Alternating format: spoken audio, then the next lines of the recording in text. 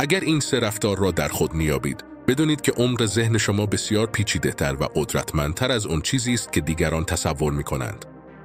اولین نشانه این است که وقتی عصبانی میشوید، به جای فریاد زدن یا بحث کردن، در سکوت فرو میروید. این سکوت نشان دهنده کنترل درونی و پردازش عمیق افکار است.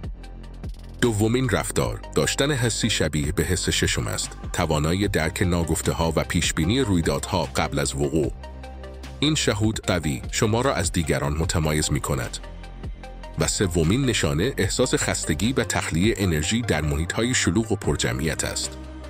این نشان می‌دهد که ذهن شما به آرامش و فضای کافی برای تفکر عمیق نیاز دارد. این ویژگی‌ها نه تنها نشان دهنده یک ذهن فعال و درونگرا هستند، بلکه به شما قدرت تحلیل و درک عمیق‌تری از جهان پیرامون می‌دهند. این توانایی‌ها می‌توانند در موقعیت‌های مختلف از تصمیم‌گیری‌های شخصی گرفته تا درک پیچیدگی‌های روابط انسانی به شما برتری ببخشند. اگر حداقل یکی از این ویژگی‌ها را در خود می‌بینید، پس شما فردی با ذهنی خاص و قدرتمند هستید. برای کشف بیشتر این توانایی‌ها، همین حالا سابسکرایب کنید.